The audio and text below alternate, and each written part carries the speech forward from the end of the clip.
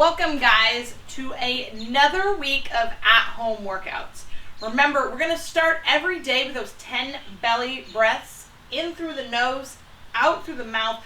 We're really trying to fill up our trunk 360 versus our chest rising up and down. We do this so that we can just calm our nervous system.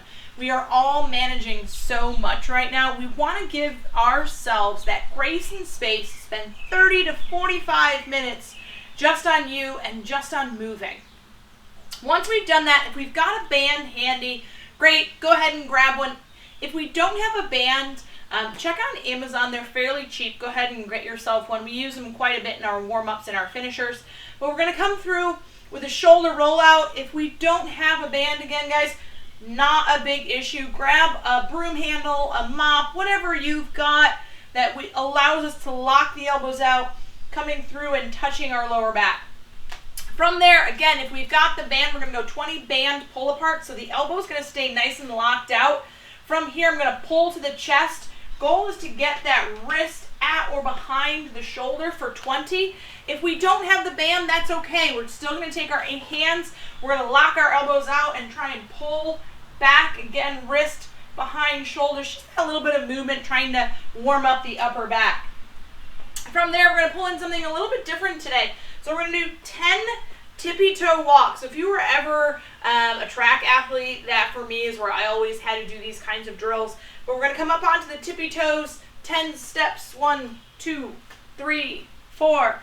From there, we're going to come heel steps. So we're going to get the ball of the foot off of the ground. 1, 2, 3, 4. 10 total steps. Really great drills for those of us, myself included, that have issues with knee pain or shin splints with running. So those are a good thing to do. From there, we're going to go into 15 air squats. Heels are going to go outside of the hips. I'm going to look, as always, guys, when we're doing air squats, we're going to look to keep that heel anchored into the ground, but we want the ball of foot to stay in contact as well. From here, I'm going to get that hip creasing the knee, coming back to a full standing position. If for any reason we've got knee pain, hip issues, those kinds of things, grab a kitchen chair, something a little bit taller, short that range of motion. We always want to stay above any point of pain. So we're going to do that for 15 total air squats, 2 total rounds, that whole warm-up. And again, the description is down below in the YouTube link as well. So if we are having trouble keeping up, always go ahead and check there. Once we've done that, we're going to break out the set of dumbbells that we've got. We're assuming that we've got a set of dumbbells. If we don't have a set of dumbbells and we've got a barbell or hopefully 2 kettlebells that weigh the same, go ahead and grab those as well.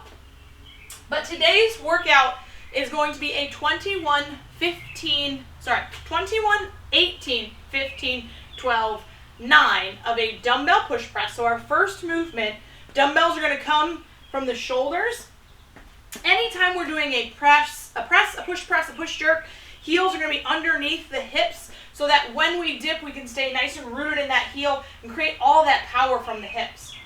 Elbows are going to be nice and high.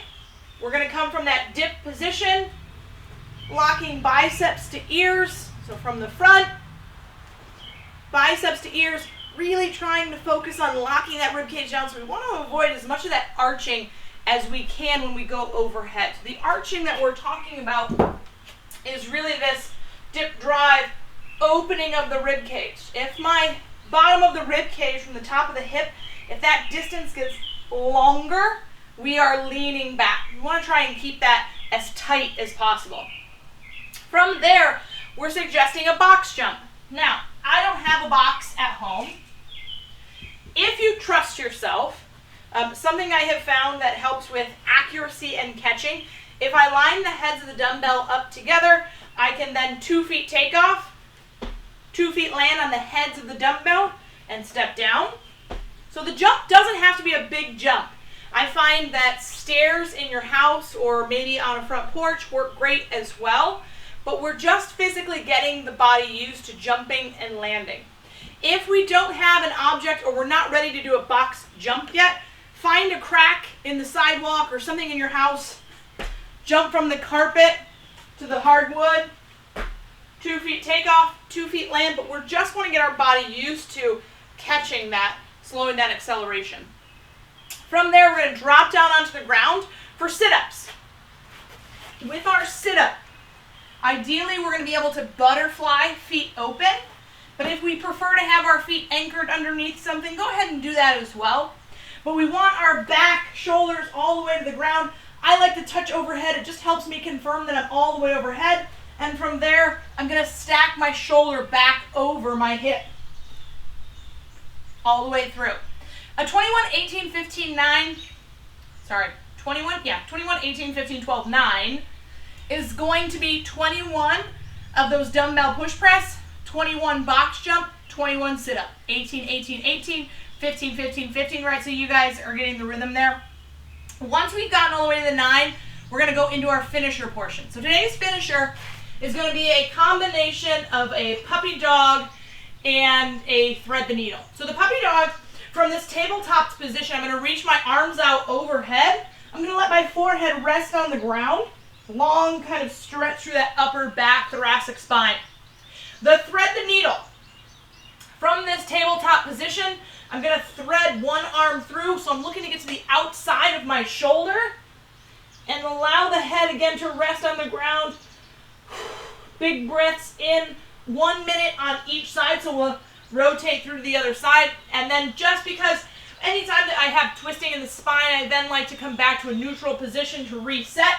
We'll come into that puppy dog position. We're going to rest the head on the ground. Big breaths. From there, once we've done that, guys, you're done with me for today. We'll see you guys on Tuesday.